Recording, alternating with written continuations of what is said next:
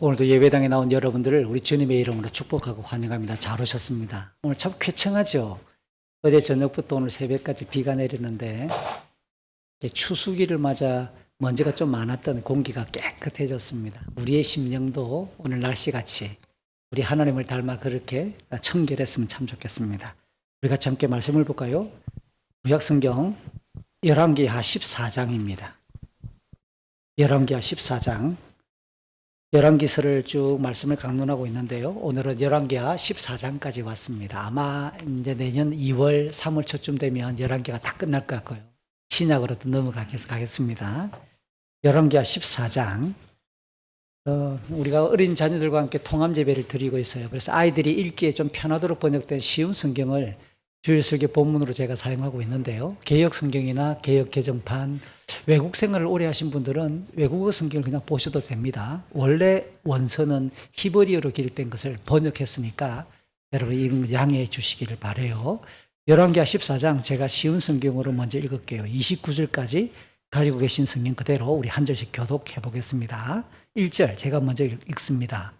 여호아스의 아들 요아스가 이스라엘의 왕으로 있은 지 2년째 되는 해에 유다 왕 요아스의 아들 아마샤가 왕이 되었습니다. 아마샤가 왕이 되었을 때 나이 25살이었습니다. 그는 예루살렘에서 29년 동안을 다스렸습니다. 그의 어머니는 예루살렘 사람 여호아단입니다. 아마샤는 여호와께서 보시기에 옳은 일을 했습니다. 아마샤는 그의 아버지 요아스가 행한 대로 모두 행하였습니다. 그러나 그의 조상 다윗만큼은 못했습니다. 산당을 없애지 않은 까닭에 백성이 여전히 그곳에서 제사를 지내고 향을 피웠습니다. 아마샤는 왕권을 굳게 세운 뒤에 자기 아버지를 살해한 신하들을 죽였습니다. 그러나 그들의 자녀는 죽이지 않았습니다. 그것은 모세의 율법책에 적혀 있는 말씀을 따른 것입니다. 여호와께서는 자녀가 잘못했다고 해서 아버지를 죽이면 안 된다. 또한 아버지가 잘못했다고 해서 자녀를 죽여도 안 된다. 각 사람은 자기가 지은 죄에 따라 죽어야 한다라고 명령하셨습니다. 아마샤는 소금 골짜기에서 에돔 사람 10,000명을 죽였습니다. 그는 전쟁 중에 셀라성을 점령하고 그 이름을 욕드엘이라고 불렀는데 그 성은 지금까지도 그렇게 불립니다. 아마샤가 예후의 손자요 여호아스의 아들인 이스라엘 왕 요아스에게 사신들을 보내어 말했습니다. 자, 한번 만나서 겨루어 보자. 이스라엘 왕 요아스가 유다 왕 아마샤에게 대답했습니다. 레바논의 가시나무가 레바논의 백향목에게 사자를 보내어 그대의 딸을 내 아들과 결혼시키자 하고 말했다. 그러나 레바논에서 들짐승이 지나가다가 그 가시나무를 짓밟았다. 내가 에돔을 물리쳐 이겼다고 해서 교만해졌다. 그 기분으로 집안에 머물러 있어라. 괜히 나에게 싸움을 걸어 스스로 재앙을 부르지 마라. 그랬다가는 너와 유다가 망하고 말 것이다. 그래도 아마샤가 듣지 않자 이스라엘 왕 요아스가 유다를 치러 나섰습니다. 요아스와 유다의 아마샤 왕은 유다 땅 베세메스에서 마주쳤습니다. 싸움 결과 이스라엘이 유다를 물리쳐 이겼습니다. 유다 사람들은 뿔뿔이 흩어져 자기 집으로 도망쳤습니다. 베세메스에서 이스라엘 왕 요아스가 아하시아의 손자요 요아스의 아들인 유다 왕 아마샤를 사로잡았습니다. 요아스는 예루살렘으로 가서 에브라임 문에서부터 모퉁이 문에 이르기까지 예루살렘 성벽을 부셨습니다. 부서진 성벽의 길이는 400규빗 가량 되었습니다. 그런 다음에 요아스는 여호와의 성전 안에 있는 금과 은과 그 밖의 모든 것을 빼앗아 갔습니다. 그리고 왕궁의 보물도 다 가져갔습니다. 그는 사람들을 인질로 잡아 사마리아로 돌아갔습니다. 요아스가 행한 다른 모든 일과 전쟁에서 승리한 일과 유다 왕 아마샤와 싸운 일은 이스라엘 왕들의 역사책에 기록되어 있습니다. 요아스가 죽어 이스라엘의 왕들과 함께 사마리아에 묻혔습니다. 그의 아들 여로보암 2세가 뒤를 이어 왕이 되었습니다. 유다 왕 요아스의 아들 아마샤는 이스라엘 왕 요아스의 아들 요아스 왕이 죽은 뒤에도 15년을 더 살았습니다. 아마샤가 행한 다른 모든 일은 유다 왕들의 역사책에 기록되어 있습니다. 백성들이 예루살렘에서 아마샤에게 반란을 일으켰습니다. 아마샤는 라기스 성으로 도망쳤습니다. 그러나 백성들은 라기스로 사람들을 보내어 아마샤를 죽였습니다. 그들은 아마샤의 시체를 말 위에 실어와 예루살렘에 있는 그의 조상들과 함께 다윗성에 묻어 주었습니다. 유다의 모든 백성들이 아샤라를 왕으로 세워 그의 아버지 아마샤의 뒤를 잇게 했습니다. 그때 아살의 나이는 16살이었습니다. 아사랴는 아마샤 왕이 죽은 뒤에 엘람 마을을 다시 건설하여 유다 땅의 일부를 되돌려 놓았습니다. 요아스의 아들 아마샤가 유다의 왕으로 있은 지 15년째 되던 해에 이스라엘 왕 요아스의 아들 여로보암 2세가 사마리아에서 이스라엘의 왕이 되었습니다. 여로보암 2세는 41년 동안 이스라엘을 다스렸습니다. 그는 여호와께서 보시기에 악한 일을 저질렀습니다. 그는 이스라엘로 하여금 죄를 짓게 한 느밧의 아들 여로보암의 죄를 그대로 따라했습니다. 그는 그의 죄에서 돌이키지 않았습니다. 여로보암 2세는 하마셋에서부터 사해까지 이르는 이스라엘의 국경을 다시 찾았습니다. 그것은 이스라엘의 하나님 여호와께서 그의 종 요나를 통해 말씀하신 대로였습니다. 아미떼의 아들인 요나는 가드 헤벨 사람으로 예언자였습니다. 여호와께서는 모든 이스라엘 백성이 큰 고통을 당하는 것을 보셨습니다.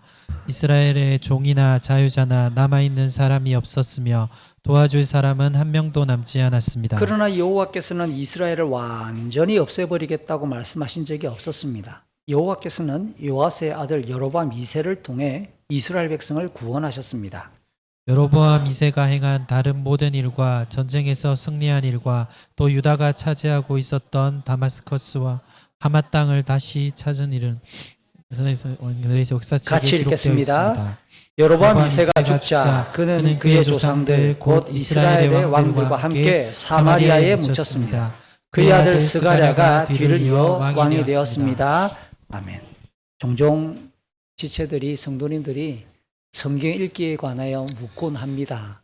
가만히 돌이켜보니까 어떤 성경부터 읽는 게 좋을까? 어떤 상황에서는 어떤 성경이 나에게 유익할까라고 하는 질문을 늘 품고 살고 있는 건 사실이긴 하죠. 제 개인적인 경험과 비추어 성경의 특성상 인생 나이 40살 전후가 되면 정말 꼭 권해주고 싶은 성경이 있어요. 그게 뭐냐? 잠언이라는 성경입니다. 제가 그랬었는데요. 40대 때는 잠언이 1장부터 31장까지 있습니다. 그러니까 매일매일 성경 읽기가 좋죠. 날짜에 맞추어서. 30일로 끝나는 날은 31장까지 읽으면 되니까. 하루에 그 날짜에 맞춰서 잠언을 읽고 10편을 하루에 5편씩 읽어요. 그러면 150편이니까 그렇게 해서 1년에 잠언을 한 달에 한 번씩 잠언을 읽고 그 다음 10편도 한 달에 한 번씩 읽는 거예요. 그러면 1년이면 12번, 10편도 12번. 왜 나이 만 전후에 잠언과 시편을 권해드리냐면 잠언은 이 땅의 삶을 살아가는 데 있어서 꼭 필요한 지혜를 가르치는 하나님께서 이렇게 살았으면 좋겠다라고 안내하는 믿음과 관련된 인생의 삶을, 방향을, 방식을, 과정을 안내하기 때문에 그렇습니다. 특별히 잠언 1장 7절과 9장 10절은 두 번이나 반복해서 말하고 있는데요. 그게 뭐냐? 삶의 지혜, 어떻게 살아야 실패하지 아니하고 올바르며 바람직하고 성공한 인생일까에 대해 그 시작이자 가장 중요한 핵심이 뭐냐면 우리의 창조주이신 여호와 하나님을 인정하는 거예요. 인정할 뿐만 아니라 그 하나님을 경외하는 것이 이 땅의 인생을 가장 분명하면서도 복되게 살 수 있는 지혜의 출발이고 핵심이다라고 강조하는 겁니다. 그래서 잠언을 가만히 읽다가 보면 하나님을 이해하고 믿으며 하나님 뜻이 무엇인지를 확인하는 가운데에 이런 내용도 있네. 사실은 잠언을 읽다 보면 우리의 어린 자녀들을 어떻게 양육해야 될 것인지 뿐만 아니라 매일매일 살아가면서 부닥치게 되는 인간관계 속에서 어떻게 반응하는 것이 올바를까에 대한 굉장히 구체적인 전략들까지도 다 안내해줘요. 방금 말씀드렸던 것처럼 하나님이 인생의 창조자이시고 모든 인생을 주관하시는 분이시며 마침내 하나님의 뜻으로 인생을 심판하시는 분이어서 각자의 인생에 걸맞는 공의로운 심판 속에서 저주와 복을 내리시는 분이다라는 것을 강조합니다. 잠언 3장 33절, 34절, 35절은 이 잠언 전체의 축약이자 가장 중요한 구절로 이해될 만하죠. 우리 잠언 3장 33절, 34절, 35절 같이 한번 읽어볼까요? 여호와께서는 악인의 집은 저주하시지만 의인의 집에는 복을 주신다. 그분은 교만한 자를 비웃으시고 겸손한 자에게 은혜를 주신다. 지혜로운 사람은 영광을 얻지만 어리석은 사람은 수치를 당할 것이다 라고 강조합니다. 교만한 자를 향하여 하나님이 비웃으신다. 겸손한 자에게 은혜를 주신다. 그래서 하나님 주시는 복과 그 은혜는 영광으로 나타날 것이고 하나님 내리시는 이 저주는 수치를 당하는 것으로 귀결될 것이다 라고 말합니다. 이 내용은 구약 전체의 내용을 추격하면서 우리 인간이 어느 날 갑자기 뿅 하고 태어난 존재나 오랜 시간을 거쳐서 짐승이나 원시적인 어떤 세포로부터 진화되어서 고등적인 어떤 존재로 이렇게 진화되었다고 말하지 않아요. 성경은 원래부터 계셨던 영원하신 그 하나님께서 자기의 형상을 따라 우리 인간을 지었다라고 명확하게 우리 인간의 출처를 밝힙니다. 그런데 그 인간이 네 스스로 하나님 될 수 있어. 하나님 말씀을 들을 필요가 뭐 있냐? 너는 너의 욕구대로, 너의 즐거움대로, 너의 판단대로, 너의 기쁨대로 네가 네 인생의 주인이 되어라. 네가 스스로 하나님이 될 수 있다. 이게 사탄이 인간을 유혹했던 최초의 시험이자 죄로 이어질 만한 과정이었어요. 창세기 3장 5절의 내용이죠. 그래서 인생이 그 마귀의 유혹을 받아들입니다. 하나님께 반역하고 스스로 하나님이 되고자 그건 다르게 말하면 교만해진 거죠. 그래서 죄의 본질이 바로 교만이다라고 연결을 짓습니다. 그래서 저거 조금 전에 읽었던 잠언 3장의 내용은 이 죄와 악이 어떻게 계속해서 활성화되느냐? 인간의 교만을 먹고 우리 인간이 품고 있는 자기 중심과 자기 지향성과 하나님을 인정하지 않는 이 교만을 동력 삼아 활성화되는 것이 더욱 불붙는 것이 죄와 악으로 이어진다라고 말하는 겁니다. 그러니까 당연히 하나님의 심판으로 저주와 수치와 영원한 형벌에 처할 수밖에 없게 되는 겁니다. 그럼 왜 겸손한 자가 복을 누리게 될까요? 하나님을 만물의 창조주와 통치자와 심판자로 인정하고 존중하는 것, 그 하나님을 경외하는 것, 달리 말하면 내 인생과 인생의 역사가 하나님의 주인 되심 주권과 하나님의 뜻에 맞추어서 그렇게 진행된다고 하는 것을 존중할 때 우리는 고개를 숙이는 거예요. 우리가 나름대로 계획을 세우지만 우리 뜻대로 되지 아니할 때 우리 주인 되시는 하나님의 뜻이 있겠지라고 하면서 다 이해되지 못할 만한 상황에서도 고개를 숙일 수 있을 때 그것을 덕목상 겸손이라고 표현한 거죠. 그래서 하나님을 경외하고 하나님을 존중하는 자는 필연적으로 겸비함, 겸손함을 갖출 수밖에 없는 겁니다. 그런 하나님을 향하여 겸손하고 하나님을 경외하게 될 때 우리 인생은 은혜와 영광을 누리며 하루하루 삶이 이어지죠. 오늘 이 잠언 3장의 내용을 딱 인용해서 사도 베드로가 베드로전서 5장 5, 6절에서 다시 한번 성도들에게 권고해요. 젊은이들아, 이 젊은이들은 나이가 젊은 사람을 가리키는 게 아니라 위에 부분에 장로에 대한 권함이 나왔으니까 교회를 통치하고 성도들을 인도하는 지도자와 상반되는 일반적인 성도들을 젊은이들이라고 표현했다고 이해도 됩니다. 그러니까 모든 성도들은 어른께 순종하며 겸손하십시오. 하나님은 교만한 사람을 물리치시고 겸손한 사람에게 은혜를 베푸신다고 강조하면서 어떻게 하나님의 전능하신 권능의 손 아래에서 전제입니다. 하나님이 살아계시니까 그 하나님이 우리의 인생과 역사의 모든 그림들과 상황들을 지켜보고 계시는 전능자이시니까 그분의 주권과 통치 아래에서 그분을 인정하며 겸손하고 자기를 낮출 때에 때가 되면 하나님 우리에게 복락과 영광으로 우리를 높여주시겠다라고 베드로도 이야기하는 겁니다. 결국 이 땅에서 우리는 우리의 성공, 우리의 형통, 우리의 평안, 우리의 행복, 기타 등등 우리가 소망하는 모든 긍정적이고 좋아하는 모든 일들은 하나님의 은혜가 적용된 것이고 하나님의 은혜가 우리에게 찾아온 것이며 하나님의 은혜가 실행된 결과라고 하는 것을 잊지 않으셔야 합니다. 그것이 그래서 우리가 복을 누리게 될 때 그 형통 가운데 있을 때 지속적으로 하나님을 존중하며 겸손하고 그 다음 하나님을 경배하게 될 때 그 은혜와 복이 흘러 지속되면서 우리의 자녀들과 손주들에게도 집안대대로 아니면 수평적으로 우리의 이웃들에게까지 퍼져서 흘러 넘치는 복의 통로가 된다라는 겁니다. 제가 오늘 겸손 이야기를 했는데요. 오늘 함께 읽었던 본문을 그 주제로 읽어낼 수 있고 해석할 수 있기 때문에 제가 겸손 이야기를 했습니다. 읽었던 본문은 남쪽 유다의 아마샤라는 사람이 왕에 대해서 통치하는 이야기와 그 다음 북이스라엘에는 여로보암 2세가 통치하는 내용을 쭉 소개하고 있는 내용이에요.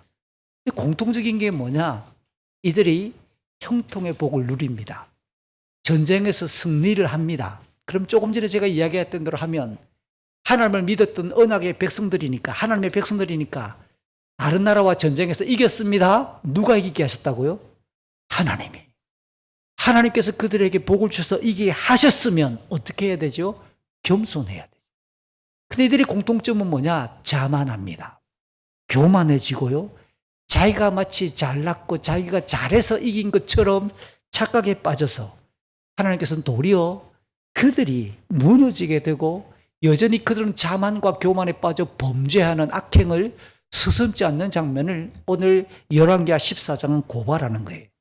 그래서 우리가 오늘 이 본문을 함께 읽으면 우리는 어떤 교훈을 얻을까라고 할 때 하나님을 인정하고 존중하는 성도는 겸손함을 통해서 우리의 믿음의 삶을 하루하루 이어가야 한다라는 교훈을 전하고자 하는 거죠. 먼저 지난번에 살폈던 바로 직전의 단락 13장의 내용을 간략하게 요약해 볼까요? 북이스라엘에 다스렸던 두 명의 왕 요아스와 그 다음 요아스의 아들 요아스의 통치 상황을 13장은 우리에게 함께 소개하고 있죠. 그들도 예외 없이 여로보암이라는 그들의 초대 왕의 길을 따랐어요. 그래서 백성들로 하여금 하나님이 아니라 우상을 섬기도록 장려했던 악행을 저질렀던 왕이지요. 그래서 하나님은 북쪽에 위치하고 있던 아람이라고 하는 이웃나라가 쳐들어왔을 때 도와주지 않으므로 주변국들의 이 압제 속에서 고통을 받게 하시는 거예요. 그런데 불구하고 하나님은 언약의 백성, 하나님의 백성들이니까 고통 가운데 있어도 완전히 멸망당하지 아니하도록 하나님이 지켜주셨다라는 사실을 확인하면서 우리 인간은 반복해서 숨을 쉴 수만 있으면 계속해서 악하고 죄악된 행위를 서슴지 않는다. 반면 하나님은 그럼에도 불구하고 여전히 크고 놀랍고 신실하신 인자하심과 긍휼히 여기심으로 자기 백성들을 다스리시고 인도하신다라는 내용을 함께 우리가 살펴보았더랬어요. 13장에서 중요한 내용 중에 하나가 그동안 사역했던 엘리사가 죽음을 맞습니다.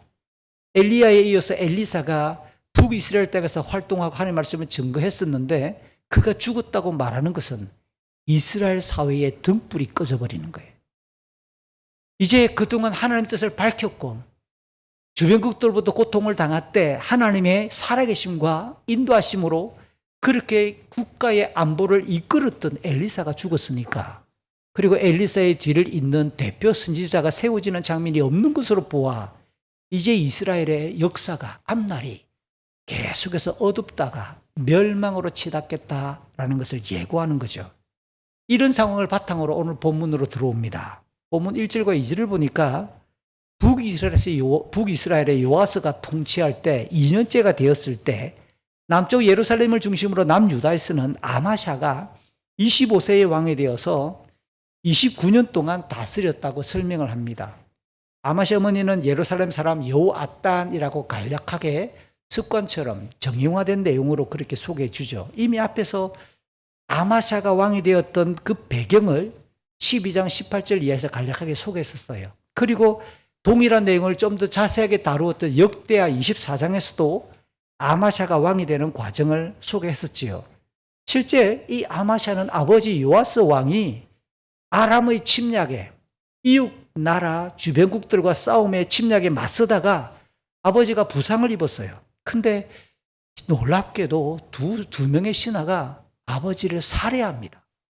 반역을 해서 신하 두 명이 아버지를 죽이는 끔찍한 일이 벌어졌더랬어요.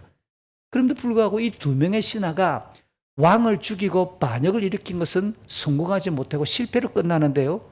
왜요? 반역을 했으면 그 신하들이 왕위에 올라야 되는데 누가 왕이 되느냐? 그렇게 죽었던 왕의 아들. 그러면서 다윗의 자손인 이 아마샤가 왕위에 올랐기 때문에 두 명의 신하는 왕만 죽인 채 왕권을 찬탈하지 못하고 그 죽었던 왕의 아들이 왕이 되는 일이 벌어졌다라는 겁니다. 이 아마샤 왕에 대하여 전반적인 평가가 오늘 보면 3절부터 6절까지 내용이에요. 그는 여호와 보시기에 옳은 일을 행했다. 믿음의 길을 걸었다라고 하는 표현이겠지요. 그러면서도 하나 덧붙이는데 그들의 조상 다윗만큼은 아니다. 다윗만큼 경건하지는 않았다라고 말을 붙입니다. 산당을 없애지 않아서 백성들이 산당이라고 하는 곳에서 제사를 지내고 향을 피우는 등 불경건한 신앙의 형태를 왕이 막지 못했음을 말합니다. 그냥 아버지 여호와서가 행했던 그 수준 정도로 적절하게 믿음의 길을 걸었다라고 이해할 수 있습니다. 주목할 만한 사실 하나 덧붙이는데요. 그가 이제 왕이 되고 난 이후에 왕권을 강화합니다. 어수선했던 초기에 자기의 힘을 키워서 왕으로서의 위엄과 왕으로서의 그 권능을 행하기 시작했겠지요. 그렇게 왕권을 장악하고 난 이후에 아버지를 살해했던 신하들을 붙잡아 두었다가 처형시킵니다. 그러면서 그들의 자녀는 죽이지 않았어요.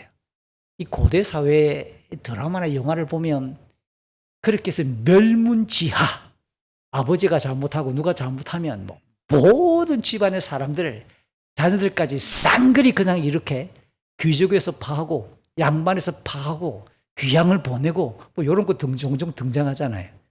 그런데 신명기 24장 16절은 하나님의 말씀인 율법은 그렇게 말하잖아요. 아버지가 잘못했다고 해서 자녀까지 책임을 묻지 마라. 자녀가 잘못했다고 해서 그들의 부모까지 책임을 물어서 뭔가 죄책을 묻지 말라라고 연좌죄를 금지합니다. 죄를 지었던 그 당사자만 철저히 처벌하고 그의 가족들은 자유롭게 내버려 두라. 하나님이 이렇게 공의를 시행하시는 거죠. 아마샤가 그것을 적용합니다. 자기 아버지를 죽였던, 세상의 왕을 죽였던 두 신하들을 처형시키고 난 이후에 그렇게 반란을 일으켰던 신하들의 자녀들은 손대지 않았다. 이런 내용을 보면 아마샤 왕이 율법의 내용을 알고 있는 거예요. 하나님의 말씀에 대해서 어느 정도 들어서 알고 있는 거죠. 알고 있을 뿐만 아니라 자기의 통치에도 적용할 줄 아는 신앙적인 상식을 갖춘 왕이다라고 평가해 볼 수 있습니다. 실제로는 이제 그가 국내의 일을 넘어서 주변국들과의 관계에 대해서 설명하기 시작하는데 지금 가나안 땅, 이스라엘 사람들이 살고 있는 가나안 땅 남쪽 광야 시대에는 에돔이라고 하는 이방 족속들이 살고 있어요. 아마샤가 이제 그 가나안 남쪽에 살고 있는 에돔 정벌을 향하여 출정하기 시작합니다. 결과 소금 골짜기라고 불리는 곳에서 에돔 사람 1만 명을 죽이고 전쟁에서 셀라라고 하는 그들의 성을 빼앗아 욕드엘 이름을 바꾸어서 영토화합니다. 그러니까 지금 주변을 보니까 남쪽으로 영토가 좀 확장되는 장면이 쭉 나옵니다. 참고로 오늘 조금 전에 나왔던 이 아마샤를 평가할 때 조상 다윗만큼은 아니다라고 말했는데 다윗도 사무엘하 8장에서 이렇게 에돔 족속을 정벌하러 가서 똑같이 소금 골짜기에서 에돔 사람 1만 8천 명을 죽였던 유명한 일화가 기록되어 있어요. 아마도 짐작하건대 아마샤가 다윗을 존경하고 있으니까 그 정벌을 계획했을 가능성도 있지 않았나라고 생각되어지는 장면입니다. 오늘 이렇게 에돔을 정벌하는 아마샤의 이야기를 우리가 읽었던 열왕기하에서는 매우 간략하게 7절 한 절로 딱 끝냈는데 역대기에서는 길게 설명해요. 역대하 25장에서는 무려 5절부터 16절 12절에 걸쳐가지고 자세하게 오늘 보면은 한 절로 되어 있는 것을 역대하에서는 12절로 자세하게 설명합니다. 그 내용을 한번 간추려 볼까요? 아마샤가 유다와 베냐민 백성을 집안별로 20세 이상 싸움에 나갈 만한 남자들을 계산해 보니까 30만 명. 진주시 인구입니다. 진주시 인구만큼 20세 이상 싸움할 수 있는 장병들을 확보를 합니다. 그것도 불안했는지 북쪽 경계를 두고 지금 다른 어떤 왕이 다스리고 있는 북이스라엘에 돈을 준 채 10만 명의 용병을 고용을 합니다. 이런 상태에서 30만, 북쪽에서 10만 명, 합쳐서 40만 명을 거느리고 남쪽으로 싸움을 걸로 내려가는데 이름이 드러나지 않는 무명의 하나님의 사람이 아마사 왕을 찾아옵니다. 그럼 하는 말이 뭐냐? 하나님께서 북이스라엘을 기뻐하지 않습니다. 북이스라엘의 용병 10만 명을 추가시켜서 데리고 나가는 것은 하나님이 기뻐하지 않습니다. 그러니까 이 왕이, 아마샤 왕이 돈을 엄청 지불했는데요. 그랬더니 이 사람이 덧붙입니다. 그 돈 하나님이 책임집니다. 하나님이 기뻐하지 않는 사람과 동업하거나 동력해서 남쪽으로 정벌하러 내려간다면 하나님이 기뻐하지 않으니까 실패로 끝날 수 있다. 그들을 돌려보내라. 아마샤가 이 무명의 선지자의 말을 듣고 반응합니다. 그냥 그대로 북이스라엘 사람 10만 명을 막대한 돈을 주고 고용했는데 경제적인 이 손해를 감수하면서 그냥 돌려보내는 거죠. 그래서 그 이후에 소금 골짜기에서 1만 명의 에돔 사람들을 죽였고 오늘 본문에 없는 내용인데요. 또 1만 명을 사로잡아서 낭떠러지로 끌고 가 차례차례로 밀어서 번지점프 시키는데 줄 없는 번지점프. 낭떠러지에서 그냥 1만 명을 밀어서 줄들어서 죽였다. 합쳐서 역대하는 2만 명의 에돔 사람을 죽인 것으로 기록하는 거예요. 그러니까 이 아마샤가 오늘 7절 에돔을 정벌해가지고 대석을 거둔 것은 하나님께서 보내신 무명의 설교자의 설교를 듣고 말씀을 듣고 순종한 결과 대성을 거둔 것으로 역대하가 설명합니다. 그런데 뜻밖의 두 가지 장면이 역대하에 추가되어 있어요. 그게 뭐냐? 하나는 용병으로 참전하려고 하다가 그냥 북쪽으로 되돌려 보내는 북이스라엘의 군대가 그냥 돈을 받고 아싸 전쟁 안 해도 되니까 우린 돈만 벌었네, 공짜 돈 벌었네, 그냥 올라가면 되잖아요. 이 사람들이 올라가다가 그냥 올라가지 않고 유다 마을들을 약탈을 하는 거예요. 3,000명의 유다 사람들을 끌고 올라가고 집집에 들어가 창고를 뒤질가면서 칼을 들고 강도로 돌변해가지고 유다 마을들을 노략질했다라는 겁니다. 이 사람들도 웃기는 사람이죠. 어쨌든 이런 황당한 일이 벌어졌어요. 또 하나는 에돔을 정벌했던 아마샤가 하나님의 말씀에 따라 순종해서 전쟁에서 이겼는데 그냥 하나님께 경배하면서 돌아오면 되잖아요. 하나님 감사합니다 하고. 근데 이 아마샤가 정신이 나가버렸어요. 돌아오다가 그냥 돌아오는 게 아니라 2만 명의 에돔 사람을 죽이고 난 이후에 에돔 집들을 보니까 곳곳에 있는 우상들을 들고 옵니다. 에돔의 우상을 들고 와서 떡하니 예루살렘에 두고 거기에다가 제사 지내고 우상을 섬기는 일이 벌어지는 겁니다. 에돔은 자기 칼날에 의해 무너진 패배국이잖아요. 패배한 나라에 이 멸망의 신을 가지고 와서 그 신을 섬겼다. 그러니까 여호와께서 아마샤에게 진노하시고 동시에 예언자가 또 찾아옵니다. 왕이시여, 지금 뭐 하는 짓이냐고. 하나님께서 이기게 하신 싸움에서 왜 우상을 들고 우상을 섬기냐고. 그랬더니 아마샤가 한 번 마음이 돌아서고 나니까 그렇게 설교하고 말씀을 전하는 예언자의 말도 듣지 않았다. 이게 역대하가 가르치는, 오늘 보면 7절 짧게 기록된 이 내용의 전후 상황을 역대하가 12절에 걸쳐서 길게 설명하고 있는 것을 제가 보충했습니다. 자, 그럼 아마샤 왕의 신앙을 한번 평가해 보세요. 전반적으로 이 아마샤 왕의 이 신앙과 경건을 평가해 보면 하나님의 말씀을 들을 때도 있지만 안 들을 때도 있는 거예요. 듣는 것 같은데 안 듣고, 안 듣는 것 같은데 듣고. 이게 뭡니까? 상황에 따라 자기의 감정, 자기 욕망, 자기 생각대로 하나님의 말씀을 들었다가 안 들었다가 그러니까 이게 뭐지요? 이런 내용을 거쳐서 자기 중심적인 신앙이다. 자기가 이미 결론을 내리고 있어요. 성경을 읽어도 이 사람은 자기 해석이 분명해. 교회 와서 예배를 드려도 자기 중심이 분명해. 자기 뜻대로 설교하지 않으면 저 설교 잘못된 거야. 자기를 기쁘게 하지 않으면 이 교회는 잘못된 거야. 주인이 누구예요? 자기예요. 하나님은, 그럼 하나님의 말씀은 도끼비 방망이지요. 내 뜻에 부합하면 은혜, 내 뜻과 맞지 않으면 잘못된 것. 철저히 자기 중심적인 신앙을 가지고 있는 사람으로 아마샤를 우리가 진단해 볼 수 있는 거죠. 그러니까 여건에 따라 하나님도, 하나님의 말씀도 언제든지 버릴 수 있는 신앙. 이게 오늘 아마샤가 보여주는 신앙의 행태입니다. 에돔과의 싸움에서 대승을 거두어서 분명 그 성과가 엄청 컸습니다. 어마어마한 대승을 거두었으니까요. 그리고 난 이후에 이 사람이 갑자기 기분과 감정이 쭉 상승하면서 교만해지는 거죠. 이 아마샤의 자만감과 교만은 더욱 자기의 이름을 떨치려고 하는 것. 교만은 그냥 자기가 교만해지는 거지만 자기 이름을 더 만방에 떨치고 싶고 어차피 잘 나갈 때 물 들어올 때 노를 저어라 이런 말을 종종 씁니다. 그렇죠? 잘 되니까 계속해서 한번 불질러서 내 힘을 한번 뻗쳐보자 라고 하는 마음을 세 글자로 공명심이라 그럽니다.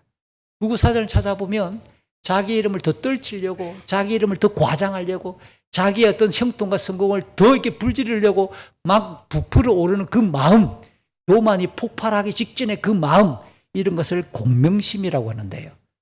이 교만과 자만이 공명심으로 발전해서 오늘 보면 8절, 여기서 한 번의 승리로 끝난 게 아니라 북쪽 이스라엘의 왕 요아스 왕에게 맞짱 뜨자, 사람을 보내가지고 야 우리 한번 붙어보자 라고 지금 동족 상잔의 전쟁을 지금 걸고 있는 겁니다. 조금 전에 소개했던 역대기 내용을 참고한다면 이스라엘 군대가 올라가다가 유다 마을을 습격한 것에 대해서 응징을 하고 분노하는 복수의 마음도 아마 품었겠지요. 이게 이럴 때 진짜 아마샤가 믿음 있는 사람이라면 어떻게 반응해야 되죠? 하나님께 물어야죠. 하나님 말씀에 따라 우리가 순종해서 이겼는데 북이스라엘 저 동족이 지나가다가 우리의 말들 약탈하고 지나갔습니다. 하나님 어떻게 할까요? 하나님이 갚으셔 주시겠습니까? 그렇게 끌려간 3,000명의 사람들, 우리 유다 사람들을 돌려보내 주시겠습니까? 아니면 저들을 하나님의 공의로 심판하시겠습니까? 물어야 되잖아요. 그런 과정이 전혀 없이 야 한번 붙자 라고 아마샤가 북쪽 이스라엘 향해서 그렇게 전쟁을 지금 내걸었습니다. 그러자 9절과 10절에서 북이스라엘의 요아스 왕이 대꾸합니다. 이렇게 비유합니다. 아마샤를 레바논 지역의 가시나무로, 자기는 레바논 지역을 대표하는 고급 나무, 백향목으로 딱 빗대면서 가시나무가 백향목에게 자기 아들과 딸을 혼인시키자고 제안했다가 들짐승이 지나가다가 가시나무는 마구 짓밟아가지고 완전히 엉망이 돼버렸다. 이런 이야기를 끄집어냅니다. 누가 가시나무고 누가 백향목일까요? 니는 가시나무밖에 안 되는 주제에 감히 백향목한테 지금 거들먹거리고 있는 거냐? 라고 말하면서 이스라엘은 유다랑 비교할 수 없어. 너는 나한테 깜도 안 돼. 요즘 아이들 말로 그렇게 1차적으로 아마샤를 조롱하고 비웃는 거죠. 그러면서 한마디 더 붙이는데 가만히 보니까 아마샤 당신이 에돔을 정벌했다고 해서 교만해졌고 지금 우리에게 싸움을 걸어오느냐? 스스로 재앙을 부르지 마라. 가만히 집에 있으라. 이 성경이 너무 점잖게 번역됐죠. 우리끼리 언어 입 딱 치우고 집에 처박히 있으라니까. 콧구멍 휘비고 라면 끓이고 잠이나 자 이 자식아. 뭐 이런 거죠. 미안합니다. 우리 언어를 잠시 사용해 봤습니다. 이렇게 지금 이 북쪽의 이 왕이 아마샤를 굉장히 세게 타이르면서 면박을 주는 겁니다. 이 같은 요아스 왕의 자신만만하면 또 어디서 나왔을까요? 이것도 중요합니다. 북이스라엘 왕이 자기 군대가 돌아오다가 약탈한 것에 대해서 그것 때문이냐? 좀 미안하다. 마음 풀어라. 포로 돌려줄게. 그리고 어차피 우리가 돈 받았으니까 그중에 일부 배상금으로 돌려줄게. 이러면 끝나는 거 아니에요. 이런데 왜 북쪽의 요아스는 남쪽 왕을 향해서 그렇게 심기를 건드리면서 자극하고 너는 깜도 안 돼. 길바닥에 붙은 껌딱지야 이놈아. 막 이렇게 막 면박을 주고 욕을 했을까요? 사실은 지난주에 지나왔어요. 요아스도 13장 25절에서 그동안 오랫동안 북이스라엘을 괴롭혔던 아람을 3번 붙어가지고 3번 이겼거든요. 그 3번 전쟁해가지고 3번 이길 것이다. 누가 예언했죠? 엘리사가 화살을 들고 땅을 내리치십시오. 기억나십니까? 그렇게 쳤을 때, 치라고 했을 때 요아스 왕이 땅을 3번 딱 그치고 치고 그만두니까 16번 쳤어야지 왜 3번만 치고 그만두느냐고. 그 횟수대로 3번만 당신이 아람을 이길 것이다. 그래서 13장 25절에 요아스 왕이 이 아람은 아버지 때부터 자기 때까지 지속적으로 북이스라엘을 압제했던 강대국이었어요. 근데 그 3번 맞붙어 가지고 진짜 이겼거든. 요아스도 지금 굉장히 업이 돼 있는 거예요. 지금 완전히 자신감이 꽉 차 있는 상태에서 지금 남쪽에서 이 유다 왕이 시비를 걸어오니까 안 그래도 자만심도 자기도 꽉 차 있는데 붙자 그러니까 판이 이렇게 비웃을 수밖에 없는 겁니다. 남유다의 아마샤나 북쪽 이스라엘을 통치하고 있는 요아스는 각자 최근 주변국과의 싸움에서 승리한 그 여세에 그 승리감에 지금 잔뜩 취해 있는 거예요. 하나님께서 그들을 승리하게 하신 은혜에 대한 감각은 어디에도 없어요. 하나님께 감사했더라, 경배했더라, 뭐 이런 내용은 전혀 이 두 왕에게 찾아볼 수 없습니다. 그건 뭡니까? 교만이 충돌하고 있어요. 과연 결과가 어떻게 될까요? 11절 이하 오늘 보면 14절의 내용은 남북의 싸움을 중계해 주고 있지요. 아마샤가 요아스에게 그 조롱이 담긴 대꾸를 전혀 듣지 않자 북쪽 왕 이스라엘 군대와 이 요아스가 출정을 합니다. 그리고 내려와서는 유다 땅 베세메스에서 이 남북이 지금 맞붙습니다.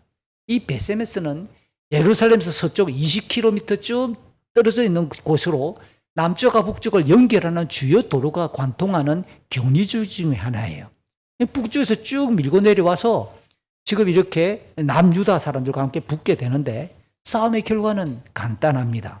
이스라엘이 유다를 물리쳐 이겼습니다. 요아스는 유다의 아마샤 왕을 그 전쟁에서 사로잡았고 예루살렘에 가서는 예루살렘 성벽을 400규빗 이거 한번 해볼까요? 이렇게 손을 한번 팔꿈치를 위해서 딱 손을 한번 뻗어보세요. 손바닥을 쭉 펴고 남자 어른 성인 팔꿈치에서부터 손바닥을 쭉 편 가운데 손가락 제일 긴 가운데 손가락 길이 이게 1규빗입니다. 이게 평균적으로 짧은 팔뚝이 짧은 사람이 있고 긴 사람이 있잖아요. 평균적으로 40에서 50cm쯤 됩니다. 그럼 평균적으로 약 45cm라고 하죠. 45 곱하기 400, 45cm 곱하기 400, 180m.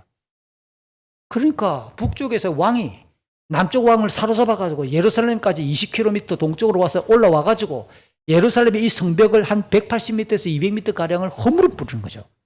그러니까 이 싸움이 얼마나 남유다에게는 치욕스러운지 그것으로 끝나지 않고 성전에 있는 보물 창고를 뒤져가지고 성전의 값비싼 주요 보석들과 기물들을 빼앗아가고 왕궁도 뒤져가지고 왕궁의 창고에 있는 보물들 약탈하고 유다 사람들 숫자는 밝혀져 있지 않지만 유다 사람들도 붙잡아서 사마리아로 데려갑니다.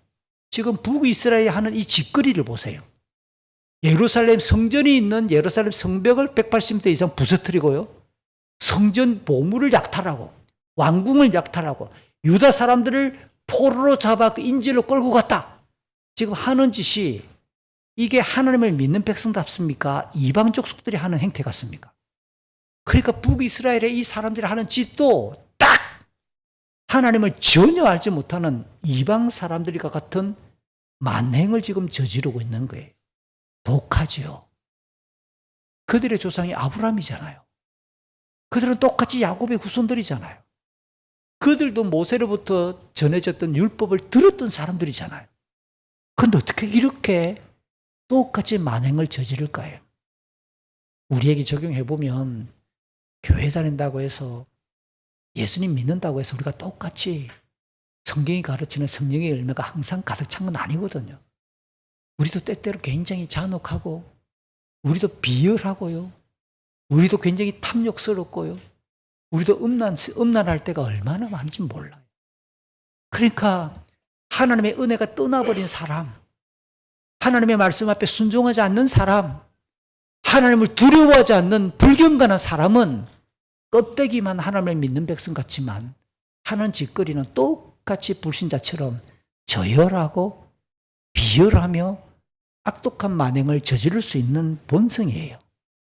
이 결과를 역대기 말씀을 하나 더 덧붙이면 역대하 25장 20절 왜 남쪽의 유다가 아마샤가 북이스라엘과의 대결에서 졌을까?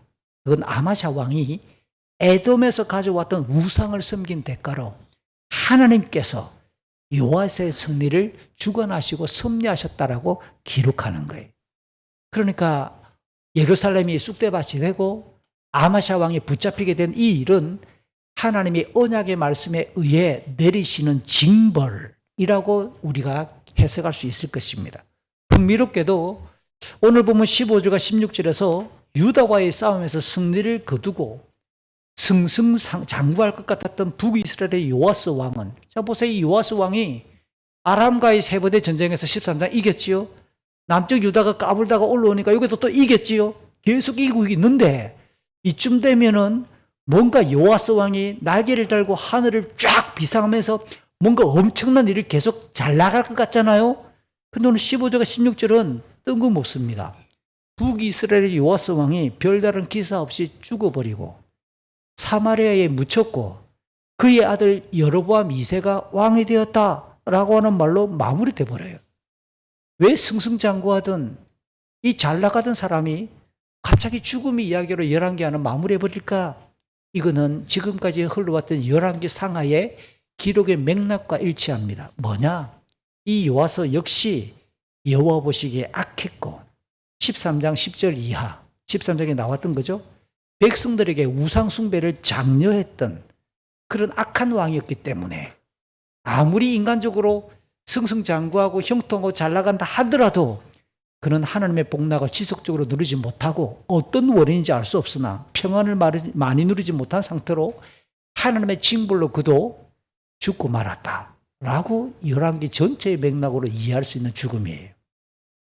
도리어 17절부터 오늘 22절까지 읽어보니까 북이스라엘에게 조금 전 전쟁에서 패했던 남쪽의 유다 이 아마샤 왕이 자기보다 먼저 죽은 이 요아스보다 15년을 더 살았다라고 그렇게 이야기합니다. 그렇다고 해서 15년 동안 아마샤가 왕으로서 제대로 통치했다라는 느낌은 아니고요. 그냥 생명만 유지되었다. 그냥 사는 것만 15년 더 살았다라고 하는 뜻으로 히브리어 단어는 표기해 줍니다. 그러니까 이 아마샤가 15년을 더 살았으나 그의 말년도 평안하지 않았다. 참 하나님의 은혜 속에서 그렇게 순전하게 삶을 마무리하지 못했다라는 암시입니다. 역시 오늘 본문 보니까 백성들이 남쪽 아마샤에게 반란을 일으킵니다. 아마샤는 예루살렘 왕궁을 버리고 남서쪽으로 45km나 떨어져 있는 라기스 성까지 도망을 가요. 그랬더니 백성들이 쫓아와서 그 라기스 성에서 이 아마샤 왕을 죽여버리는 겁니다. 얼마나 비참하게 죽습니까? 그의 시체가 말 위에 터덕 얹혀져서 실려와 묻히기는 다윗성에 묻혔고, 그럼에도 불구하고 이렇게 백성들이 반란을 일으켰으면 다른 사람을 왕으로 세우는 게 마땅한데 그게 반역이고 반란인데, 그렇죠? 역시 다윗의 후손이 다스리는 유다의 왕권을 무너뜨리지 못하고 백성들은 그 하나님의 말씀을 기억한 채 아마샤의 아들이고 다윗의 후손인 아사랴, 이 아사랴가 구약의 다른 성경에서는 우시아로 기록됩니다. 이사야의 활동이 예고되는 왕 중에 한 명입니다. 이렇게 아샤랴, 우시아가 아마샤의 뒤를 이어 왕이 되지요.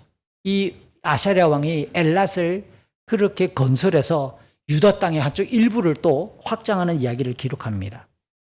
역대기 이야기를 제가 왔다 갔다 하는데요. 역대기 성경 역대하 25장 27절에 의하면 백성들이 아마샤를 죽인 이유도 밝혀 놓았어요. 왜 백성들이 반란을 일으켜서 아마샤 왕을 죽였느냐? 왕이 마음을 돌이켜서 여호와 섬기기를 그만두었기 때문에 백성들이 그렇게 반란을 일으켰다라고 말함으로 인해 아마샤는 결국 하나님이 이기게 하신 그 싸움에서 하나님을 인정하지 아니하고 우상을 가지고 와 섬기고 자기 잘난 체하고 교만한 결과로 전쟁에도 지고 이렇게 백성들에게 참혹하게 죽임을 당하는 언약적인 징벌로 죽임을 당하는 것으로 오늘 본문은 마무리하고 있는 거죠. 자, 22절까지 내용이에요. 남쪽의 아마샤 왕, 북이스라엘의 요아스 왕은 주변국과의 싸움에서 승리했지만 하나님께서 이기게 하신 은총이라고 하는 그 결과를 인식하지 못합니다. 그저 자기 힘으로 승리했다고 착각해서 교만했고 같은 언약의 동족을 향해 이방인 다루듯이 그냥 이렇게 격투를 벌이면서 약탈하는 만행을 끔찍하게 벌여주는 장면이지요. 이 두 왕의 죽음은 결코 평안한 말년 말로가 아니라 한 비참하게 죽어갔구나 라는 것을 공통적으로 말합니다. 사랑하는 우리 어른들에게, 부모님들에게 공통적으로 부탁을 드려요. 우리가 나이가 들어가고 점점 인생의 황혼역을 살아가게 될 때 소망 중에 하나가 뭡니까? 몸과 마음이 평안한 거잖아요. 자녀들이 좀 큰 걱정 없이 잘 됐으면 좋겠고 우리의 몸도 그냥 평안했으면 좋겠고 어제 고향을 다녀왔는데요. 함께 예배하고 난 이후에 87 되신 어머니 이야기를 쭉 듣고 손주들에게 한 말씀 하십시오 어머니. 그랬더니 어머니가 누굴 이야기합니다. 그분도 몸이 아프면 동네 병을 찾긴 찾지요. 그런데 이 연로하신 80대 중후반 이제 주님의 부르심이 가까이 다가오고 있는 우리 부모님들의 소망이 뭡니까? 믿음을 가진 소망, 부모님들은 한결같이 말합니다. 자는 길에 그냥 주님 부르러 갔으면 좋겠다. 공통적인 이야기예요. 평안한 마지막 때를 겪고 하나님 나라를 향하여 훌쩍 하나님께로 뛰어 들어갔으면 좋겠다. 이게 모든 어른들의 소망이에요. 오늘 본문은 교훈합니다. 왜 절대 권력을 가지고 있던 남북 이스라엘과 유다의 왕들의 말로가 비참한가에 대하여 하나님을 인정하지 않을 때, 하나님을 향하여 그들이 겸비하지 않을 때, 하나님의 말씀을 듣지 아니할 때 자기의 힘과 자기 인생의 경험과 자기가 자만할 때 말로가 결코 평안하지 못한다라고 가르쳐 줍니다. 이제 오늘 본문 마지막 단락 23절부터 29절은 다시 북쪽 이스라엘의 왕권을 안내하는데요. 먼저 보면 23절에 보니까 남쪽 아마샤 왕이 15년째 다스리고 있을 때 북이스라엘의 오늘 본문에 등장했던 이 요아스의 아들 여로보암 2세가 왕이 되어서 무려 몇 년 동안 통치하느냐? 41년간 다스렸다. 여러분 북이스라엘의 초대 왕이 여로보암이고 마지막 왕이 스가랴라고 하는 19절 이제 호세아라고 하는 왕이 17장에 나올 건데요. 이 딱이 기간이 한 240년간 북이스라엘 역사가 진행돼요. 그런데 오늘 본문에 등장하는 여로보암 2세가 혼자 240년 촌 역사 중에 41년은 다스렸다. 왕이 몇 명이 있었는데 20명. 20명의 왕이 다스렸으니까 240년 평균적으로 이게 2년, 3년밖에 못 다스리던 기간인데 이게 20명, 어떻게 되죠? 10년. 평균은 12년 정도가 평균 다스리는데 여로보암 2세만 41년을 다스렸대요. 어마어마한 기록입니다. 역시 북이스라엘의 최장수 통치 왕이지요. 이런 내용을 가만히 보면 41년 동안 한 사람이 다스렸다 이 말은 정치적인 격변이 있었다 없었다? 없는 거죠. 사회적인 분위기는 안정되고 큰 바람이 불지 않아서 굉장히 평안하고 형통되었다라고 하는 것을 감잡을 수 있는 겁니다. 고대 사회에 왕이 다스리는 시대에 한 왕이 41년간 쭉 다스렸다. 사회가 굉장히 안정되었겠구나를 짐작해 볼 수 있죠. 그런데 오늘 열왕기서의 저자가 24절에서 여로보암 2세의 통치 전반을 신앙적인 기준에서 평가하는데요. 여호와께서 보시기에 악했다 라고 평가합니다. 이스라엘의 초대왕 여로보암이 백성들에게 우상을 섬기도록 장려했던 그 길에서 이 여로보암 2세도 돌이키지 않았고 똑같이 하나님이 아니라 우상을 장려했다라고 평가합니다. 그리고 이어지는 25절은 여로보암 2세가 진행했던 대표적인 치적을 소개하는데요. 그의 시대에 이스라엘의 영토가 확장됩니다. 어디까지 확장되느냐? 북쪽에는 가나안 땅의 경계를 뛰어넘어 이 아람이 오늘날의 국가 이름으로는 시리아라고 했습니다. 아람의 주요 도시 중에 하나였던 하맛까지 이르고, 하맛은 이스라엘 땅이 아니에요. 가나안 땅이 아니라 가나안 땅에서 북쪽으로 쭉 올라가 있는 아람 사람들이 살고 있는 주요 도시 중에 하나 하맛까지 여로보암 2세가 영토를 넓힌 겁니다. 남쪽으로는 아라바 바다라고도 일컬어지는 사해까지 쭉 내려온 거죠. 이 하맛이 정복이 되는 최초의 이야기가 사무엘하 8장과 10장에 보면 다윗에 의해 하맛이 점령이 되었더랬어요. 그리고 다윗의 아들 솔로몬도 하맛까지 그곳에 이스라엘의 국고성을 건축해서 시료적으로 지배를 했다라는 게 역대하 8장 4절의 이야기입니다. 그러니까 지금 여로보암 2세가 다윗과 솔로몬이 정복했던 그 하맛까지 북쪽 경계를 쭉 끌어올려 놓았다. 이게 우리 한국 사람들이 좀 이해하는 그림입니다. 요즘 여러 자료들이 많긴 한데요. 고구려가 삼국을 통일해서 못했을까요? 그렇죠. 상당히 좀 영토가 넓어졌겠지요. 만주 다 우리 거 아니에요, 그죠? 그래서 이게 어떤 김시성을 쓰는 선교사님 목사님이 내가 김씨지만 억수로 싫어한다고 김수로 야비하게 당나라를 끌어들여 가지고 뒤통수 치고 백제 북쪽을 치고 아니 북쪽에서 치고 내려와서 그냥 협의해가지고 했어야지 이런 얘기를 왕왕합니다. 이런 상상을 해보면 어쨌든 간에 참 역사의 과거를 돌아본다고 말하는 것은 우매한 질문이고 상상이긴 하지만 그런 느낌을 가져보세요. 오늘 여로보암 2세가 이스라엘 민족 최대 영토치를 자랑했던 다윗과 솔로몬 시대만큼 북쪽으로 쫙 힘을 뻗쳤다. 이거는 지금 대단한 겁니다. 여로보암 2세 41년 통치 기간이 어땠는가라고 하는 단적인 이야기를 열왕기서는 이렇게 보여주는 겁니다. 이 같은 이스라엘의 중흥, 이스라엘의 번성, 이 내용은 아합 때부터 줄곧 이스라엘을 압박하고 괴롭혔던 아람이 엘리사의 마지막 예언에 따라 이스라엘과의 세 차례 싸움에서 패배하면서 힘이 사실은 쑥 빠져버렸고요. 주변국들도 지금 주변을 둘러보면 힘을 쓰는 나라가 주변에 전혀 없어요. 먼 동북 쪽에서는 지금 아수르가 서서히 힘을 키우고 있고 불을 떼고 있는 중이에요. 그 아시리아가 나중에는 어디까지 오느냐? 북이스라엘을 멸망시키러 오거든요. 그렇게 제국으로 발돋움하기 위해 서서히 힘을 키우고 있는 시점입니다. 무엇을 말씀드리고 싶으냐면 지금 가나안 땅을 중심으로 주변에 힘을 쓸 만한 나라가 있다 없다? 없다라는 겁니다. 그러니까 북이스라엘의 이 여로보암 2세가 아람이 다스리고 있던 하마까지 점령을 해가지고 이스라엘의 영토를 위쪽으로 쭉 끌어올려 놓았다라고 말하는 것은 왕 한 사람의 통치가 대단하다라고 단정할 수 있다 없다? 지가 잘나서 지금 땅의 넓은 영토를 차지했다 아니다? 아니라는 겁니다. 여기 굉장히 중요한 포커스가 여기에 있는 거예요. 여로보암 2세가 북쪽으로 쫙 끌어올려서 영토를 대단하게 확장했다고 해서 여로보암 2세가 대단한 왕이구나 라고 칭찬할 수가 없고 단정할 수가 없다라는 거예요. 무엇보다 오늘 본문은 열왕기서는 이렇게 말합니다. 이스라엘 하나님 여호와께서 그의 종 선지자 요나를 통해 말씀하신 대로 이스라엘에게 안정과 평화가 진행되고 있다라고 오늘 밝혀주고 있어요. 물론 하나님께서 선지자 요나에게 무슨 말씀을 하셨는지 구체적으로 오늘 본문은 기록을 드러내지 않고 있으나 선지자 요나는 이스라엘의 왕과 백성들에게 뭐라고 말했겠어요?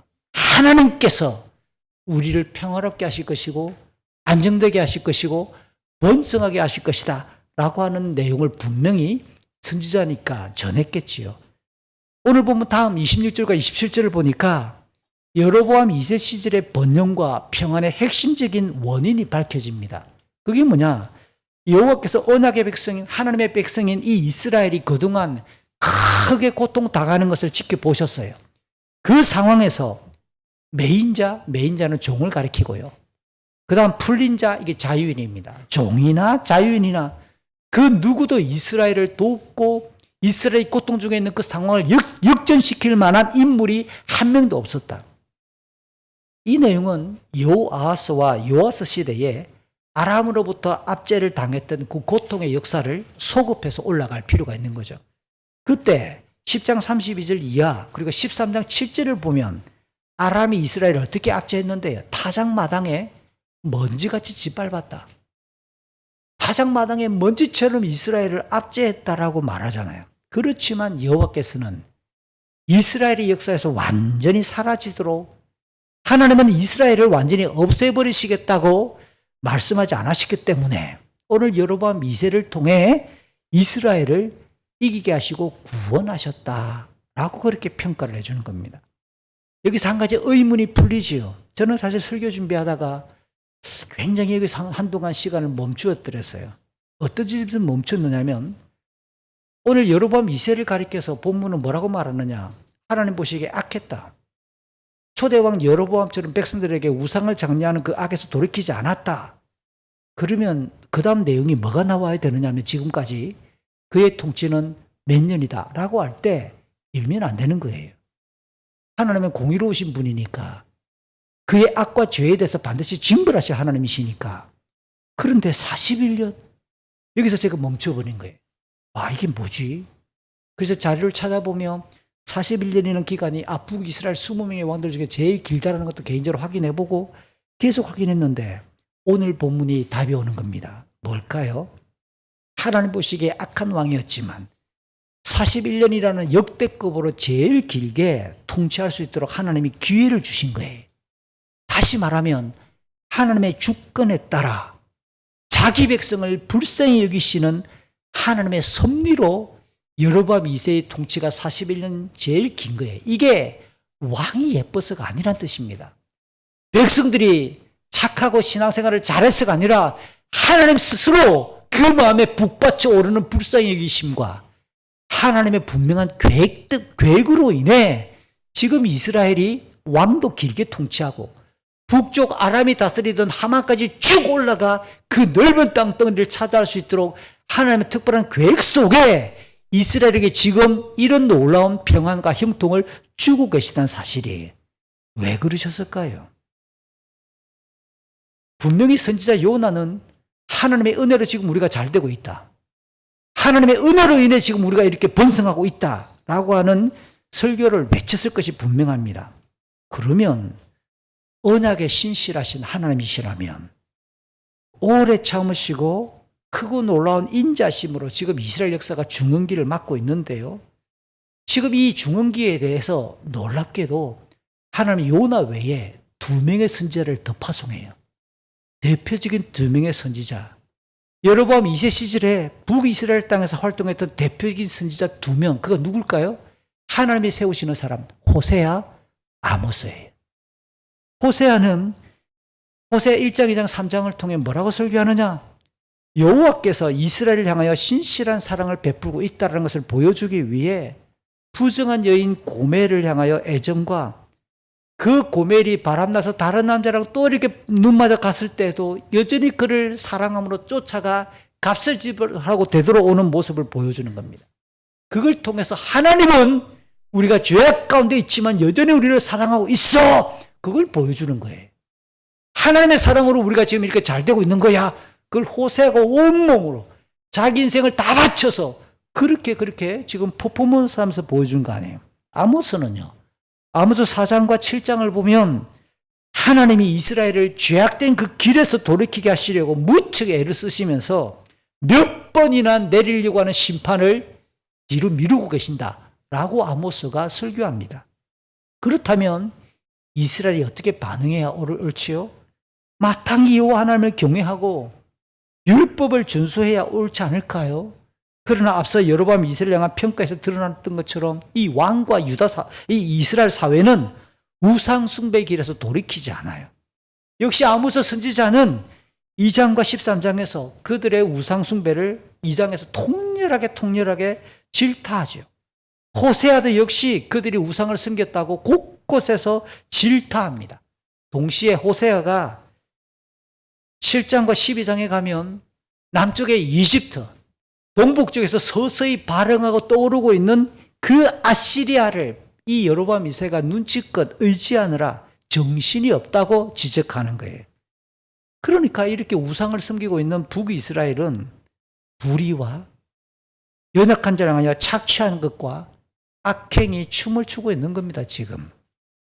역설적으로 악한 왕 여로보암 2세의 41년 통치는 이 호세아와 아모스의 내용을 빗대어서 적용해보면 언약 백성인 이스라엘이 압제 속에서 겪었던 고통과 비참함의 그늘에서 벗어나 하나님의 신실하심과 인자하심과 긍휼하심으로 번영과 형통을 맛보는 기간이지요.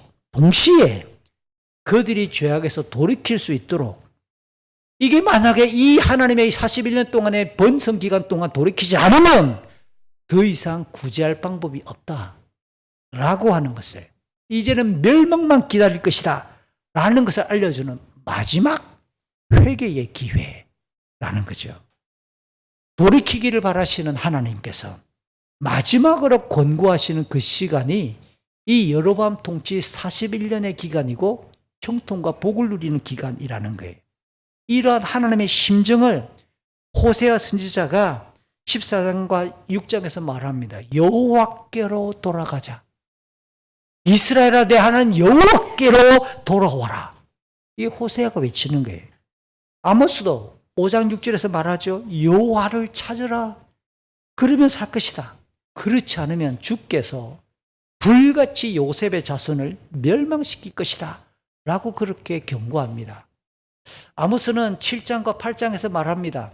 영겁 후 4개의 환상을 봐요. 메뚜기 환상, 불 환상, 다림줄 환상, 여름 과일이 가득 담긴 광주리 환상을 영겁 후 보며 결국 이스라엘이 멸망할 것을 내다보고 있는 겁니다. 실제로 여로보암 2세의 통치가 끝나고 나면 북이스라엘은 열왕기하 17장에서 불과 30년 만에 아시리아에 의해서, 그동안 그들이 아부하고 매달렸던 아시리아에 의해서 완전히 이스라엘은 멸망하고요, 역사의 무대에서 이스라엘은 사라지게 되는 거예요.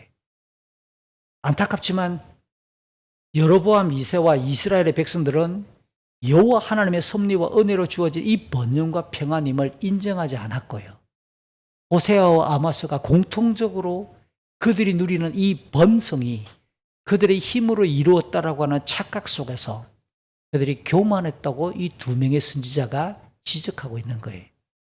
여로보암 2세 시절에 이 이스라엘을 통해 확인할 수 있는 교훈은 저런 교만을 이렇게 정리할 수 있겠습니다. 하나님의 주권과 일하심을 가로채는 가장 뻔뻔한 죄악, 이게 교만이에요. 지가 한 것이라고 착각하니까.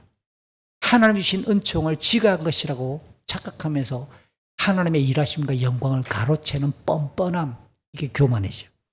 그들에게 하나님의 인자하심과 긍휼하심은 멈춥니다. 기다리는 것은 진노와 징벌과 멸망밖에 없지요. 이렇게 오늘 본문을 좀 길게 살펴보았습니다. 남유다의 아마시아 왕이 에돔을 정벌하고 교만해졌고, 북이스라엘의 요아스 왕은 향해 전쟁을 벌였다가 패퇴하지요. 북이스라엘의 여로보암 2세는 또 어떻습니까? 번영과 형통이 하나님께서 섭리하신 은총의 결과였지만 역시 교만하고 범죄하는 이야기였습니다. 성경이 가르치는 교훈은 아주 명확해요. 창조주 하나님을 반역하면 스스로 하나님이 되려고 하는 교만이 그 죄의 본질이기 때문에 하나님과 그분의 은혜를 인정하지 않게 되면 필연적으로 자기의 타락한 생각과 육체적인 그 정욕의 종로로 탈 수밖에 없고 악행을 범하면서 그래서 영원한 형벌을 향해 질주할 수밖에 없다. 로마서 1장이 가르치는 인간의 특징입니다. 죄인의 이 죄의 대표적인 본성이 저는 설교를 시작할 때부터 교만이라고 오늘 설명했는데요. 하지만 하나님의 구원 역사에 초대받는 우리 성도들은 무슨 일을 하든지 이기적이거나 교만해서는 안 된다는 겁니다. 반대로 하나님의 일하심과 은혜와 주권을 기억하며 겸손한 마음으로 빌립보서 2장 3절은 다른 사람을 존중하기를 힘쓰라 라고 그렇게 안내합니다. 로마서 2장 5절부터 7절, 왜 우리가 겸손하고 다른 사람을 존중해야 될까요? 그것은 예수님이 완성하신 십자가의 구원이야말로 겸손의 과정을 통해 완성하시기 때문에 그래요. 성자 하나님이셨던 그 예수님이 자기 보좌를 버리고 제쳐두고 이 땅에 낮은 몸으로 내려오셨고 종과 같이 겸손한 모습으로 우리를 위해 십자가 지셨다고 말하잖아요. 이 예수를 믿으니까 우리는 겸손해야 된다는 뜻입니다. 그러면 하나님을 존중하고 경외하는 자는 겸손할 수밖에 없다고 자문은 말했는데 그 겸손은 어떻게 표현될까요? 우리가 하나님을 제대로 믿고 신앙생활하는 성도로서 내가 어떻게 겸손을 실행할 수 있을까요? 계속해서 예수님의 겸손은 빌립보서 2장 8절입니다. 우리 빌립보서 2장 8절 같이 한번 읽어볼까요? 이 땅에 계신 동안 스스로 낮은 자가 되시며 하나님께 순종하셨습니다. 예수님은 목숨을 버려 십자가에 달려 돌아가시기까지 하나님의 말씀을 알았습니다. 겸손한 사람은 하나님 말씀에 반응합니다. 그냥 겸손은 자기를 낮추는 조용히 침묵하는 그걸 성경은 겸손이라고 말하지 않아요. 겸손은 하나님을 높이는 것이고 더 나아가 하나님의 뜻과 말씀에 순종하는 것이 겸손이라고 가르치는 거죠. 성자 하나님이셨던 이 예수님이 겸손하게 인간의 몸으로 오셨잖아요. 더욱 낮아져서 죄인의 모습으로 십자가에 달리셨잖아요. 전적으로 성부 하나님의 뜻, 그 말씀을 이루기 위함이었잖아요. 이처럼 겸손은 하나님의 말씀을 순종하는 것으로 표현되고 실행된다는 거죠. 자, 이런 예수님을 향해서 빌립보서 이어지는 2장 9절, 10절, 11절은 하나님께서 예수님께 어떤 지위를 회복시킬까요? 예수님을 최고 높은 지위로 올리시고 모든 이름 위에 뛰어난 이름이 되게 하시며 하늘과 땅 위, 땅 아래에 있는 모든 만물이 그 예수 그리스도의 이름에 무릎 꿇게 하시고 예수가 주님이시며 하나님 아버지께 영광을 돌리게 한다라고 말하는 겁니다. 이렇게 겸비한 자에게 하나님은 자기의 영광으로 초대하시고 자기의 존귀함의 옷을 입혀주시는 거죠. 설교를 마칩니다. 지금까지 쭉 살펴보았던 것처럼 예수 그리스도의 대속, 하나님의 사랑, 성령의 권능을 의지하는 우리 성도들은 결코 교만할 수가 없지요. 자기를 주장하며 자기를 높이기보다 하나님의 영광과 뜻을 고민하고 집중해야 하는 거죠. 그리고 다른 사람을 존중하며 덕을 세우는 게 마땅하지요. 모든 우리의 삶이 하나님의 은혜임을 기억합시다. 그 은혜 안에서 흔들림 없이 굳게 서야 하고 그것이 이 땅에서 우리가 마지막까지 평화를 누릴 수 있는 비결이라는 것을 꼭 기억해 주시기를 바랍니다. 이 시간 오늘 들었던 말씀을 생각하며 다시 한번 우리 기도하는 시간을 잠시 가질까요? 하나님 혹시 내 속에 자만하고 교만한 모습이 없습니까? 우리가 지금 누리고 있는 이 평안과 형통과 복락이 내가 선택을 잘한 것 같고 내가 잘한 것 같고 내가 노력한 것 같고 내가 마치 잘해서 이렇게 복을 누리는 것처럼 혹시 착각하고 있지는 않습니까? 모든 것이 하나님의 은혜입니다. 하나님이 주신 복입니다. 라는 것을 인정하며 하나님 겸손하게 해주십시오. 하나님 말씀을 들을 때 그 말씀에 순종할 수 있는 힘을 주십시오. 하나님 겸비하게 하나님께 엎드릴 때 그 말씀에 힘입어 우리의 삶이 평안하게 해주십시오. 하나님 우리를 겸비하게 해주시고 주님처럼 주의 은혜 안에 우리를 붙들어 주십시오. 이 시간 한 번 더 기도하겠습니다. 거룩하신 아버지 하나님 감사합니다. 우리의 삶을 인도해 주실 때 날마다 매일매일 우리의 호흡이 하나님의 손끝에서 하나님의 주권으로 하나님의 그 길을 기시는 은혜 속에서 우리의 삶이 이어지고 있음을 고백합니다. 아버지, 그 은혜에 주님 우리가 엎드리게 하여 주시고 하나님을 높이게 하여 주셔서 겸비함이 있게 해 주십시오. 아버지의 말씀을 들을 때 그 말씀을 순종할 수 있는 힘을 주시고 그리하여 우리 하나님 지속적으로 우리에게 베푸시는 은총과 평안의 길을 걷도록 도와주시옵소서. 하나님의 일하심과 하나님께 주셨던 그 복락의 모든 내용들을 잊지 않도록 하나님 우리의 양심을 찌를 때 우리가 감히 반응하게 해 주시옵소서. 주님, 사랑이 많으신 아버지 하나님, 우리의 호흡과 우리의 삶이 하나님의 주권에 의해 진행되는 섭림을 고백합니다. 우리가 누리는 모든 형통과 평안과 복락과 기쁨이 우리의 삶이 하나님의 은혜인 것을 또한 고백합니다. 날마다 하나님의 그 은혜 앞에 무릎 꿇게 하여 주시고 하나님의 음성에 귀 기울이며 그래서 겸손함의 걸음을 걸어 하나님의 은혜가 마르지 아니하도록 평강한 그림이 이어지도록 우리를 도우시옵소서. 주 예수 그리스도의 이름으로 기도합니다. 아멘.